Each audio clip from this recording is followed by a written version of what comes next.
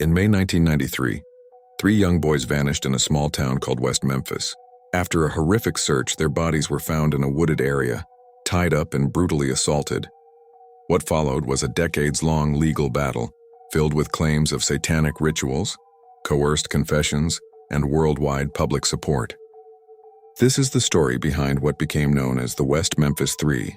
On May 5, 1993, three 8-year-old boys, Steve Branch, Christopher Byers, and Michael Moore, went out riding their bicycles.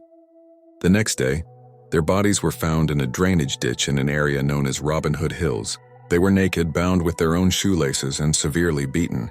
Police quickly framed the crime as a satanic ritual, focusing on teenagers who stood out socially, including Damien Eccles, who was interested in Wicca and heavy metal music.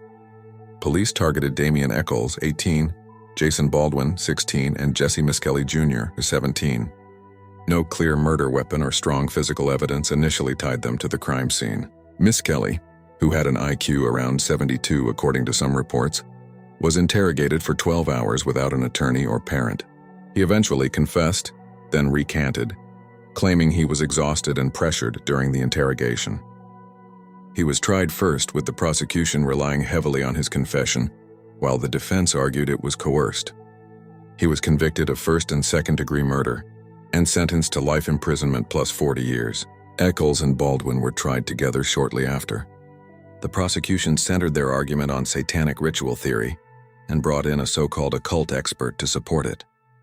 Defense attorneys argued that some prosecution witnesses exaggerated or misinterpreted evidence, but several alternative suspects were excluded by the judge. The verdict: Eccles was sentenced to death. Baldwin received life without parole. Experts consider Miskelly's confession coerced because many details didn't match the crime scene or medical reports. The official WM3 organization calls it a textbook example of a false confession, especially given his mental capacity. No strong physical evidence linked the three teenagers directly to the scene. No confirmed murder weapon, no matching DNA, and no fingerprints. Some forensic testimony used by prosecutors, like claims about ritualistic mutilation, was later challenged as scientifically inaccurate. Many experts argue that the case relied more on fear, stereotypes, and the satanic panic culture of the 1990s than on solid evidence. Years later, new DNA tests showed no genetic match between the three defendants and the crime scene. Instead, DNA from others was found.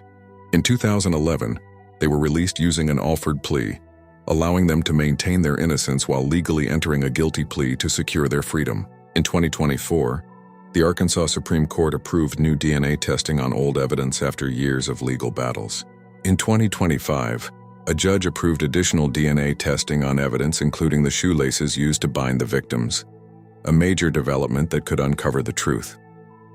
The case is a powerful example of how the 1990s satanic panic influenced police and courtroom decisions. It raises major questions about relying on confessions, especially from vulnerable individuals, as primary evidence. The new DNA efforts show how modern forensic science can correct wrongful convictions, even decades later.